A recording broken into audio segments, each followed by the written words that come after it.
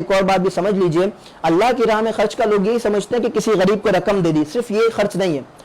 آپ کوئی بھی جائز کام میں، مثلا دین کے کسی کام میں آپ نے خرچ کیا، آپ نے کسی مسجد میں خرچ کیا، آپ نے کسی جامعہ میں خرچ کیا، آپ نے کسی مدرسے میں خرچ کیا، آپ نے کسی اور دین کے کام میں خرچ کر لیا، کوئی دینی کتب پر خرچ کر لیا، یہ سب کچھ انفاق فی سبیل اللہ میں آتا ہے۔ فی زمانہ جس چیز کی بہت زیادہ ضرورت ہے دوستوں وہ یہ ہے کہ ہمارے پاکستان میں، چونکہ آپ کو پتا ہے کہ اتنا خاص کوئی نظام نہیں ہے کہ ہر بندے تک جو ہے ضروریات پہنچ رہی ہوں۔ اس وقت جب لاک ڈاؤن کی صورتحال ہے، لوگوں کے کام نہیں چل رہے اور کئی لوگ بے روزگار ہو گئے بیچارے، تو اس میں جو سفید پوش طبقہ ہے نا دوستوں، وہ جو ہے پس جاتا ہے۔ جو لوگ مانگنے کے عادی ہیں، جو ڈھیٹ ہیں، جن کو کوئی فرق نہیں پڑتا، جو کہ پیشہ ور بھکاری ہیں، وہ تو مانگ کے جمع کر رہے ہیں، لیکن وہ لوگ جو بیچارے سفید پوش ہیں، جن تک کچھ نہیں پہنچ رہا، خصوصاً بالخصوص سید گھرانے۔ دوستو کئی سید فیملیز ہمارے کراچی میں رہتی ہیں اور وہ سفید پوش فیملیز ہوتی ہیں۔ اب ظاہر سی بات ہے سید فیملیز ہیں تو ان پر زکوٰۃ بھی نہیں لگ سکتی، تو کیا ہم مسلمانوں میں اتنا جذبہ بھی نہیں ہے کہ ہم اللہ کے رسول کے خاندان سے ریلیٹڈ جو فیملیز ہیں، سید گھرانے، اپنے صاف مال سے ان کی مدد کریں؟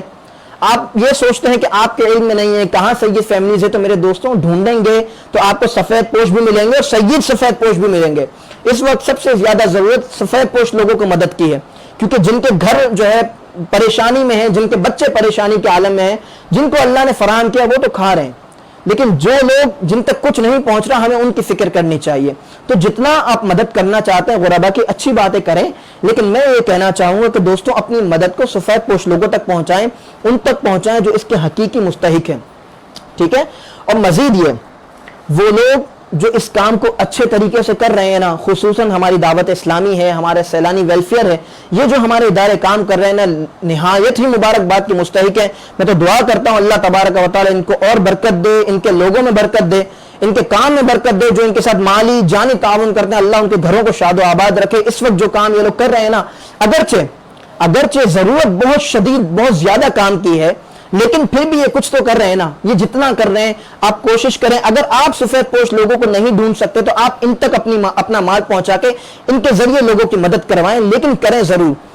یہ وقت دوستوں اپنے مسلمان بھائیوں کی مدد کرنے کا، خصوصاً رمضان کا مہینہ ہے، آپ سب کو پتا ہے کہ رمضان میں ویسے بھی اخراجات ہر جگہ بڑھ جاتے ہیں، تو لہٰذا اپنے لوگوں کی مدد کریں اور ساتھ اپنی مساجد و مدارس کو نہ بھولیں۔ دوستوں مساجد و مدارس اسلام کے قلعے ہیں، آپ اگر ان مساجد اور مدارس میں اپنے مال میں سے خرچ کریں گے نا، تو یہ مسجد جب تک رہے گی آپ کے لیے ثواب جاریہ رہے گا، جب تک وہ مدرسہ قائم رہے گا، وہاں پر لوگ پڑھتے رہیں گے، طلباء پڑھتے رہیں گے، قرآن پڑھا جاتا رہے گا، دین پڑھا جاتا رہے گا، پھر وہ دین پڑھ کے آگے لوگوں کو پڑھائیں گے، یہ آپ کے لیے ثواب کا گویا کہ جو ہے ثواب جاریہ بن جائے گا۔ آپ دنیا سے چلے جائیں گے نا، یہ ثواب ختم نہیں ہوگا۔ آپ نے کسی کو کھانا کھلایا، اس نے کھانا کھایا، ثواب ختم، اس نے کھانا کھا لیا، ثواب مل گیا، لیکن آپ نے کسی طالب علم کی، کسی دین پڑھنے والے کی مدد کر دی، کسی مدرسے میں مال لگا دیا جہاں دین پڑھایا جاتا ہے، کسی مسجد میں لگا دیا، تو جب تک وہ برقرار رہے گی مسجد، جب تک وہ جامعہ برقرار رہے گا، جب تک وہاں سے لوگ پڑھ کے جاتے رہیں گے، وہ آگے دین کی خدمت کرتے رہیں گے، وہ سارا ثواب ملٹیپلائی ہو کر آپ کے اکاؤنٹ میں آتا رہے گا۔ تو لہٰذا دنیاوی اکاؤنٹ ہی نہ بڑھائیں، اپنا آخرت کا اکاؤنٹ بڑھانے کی بھی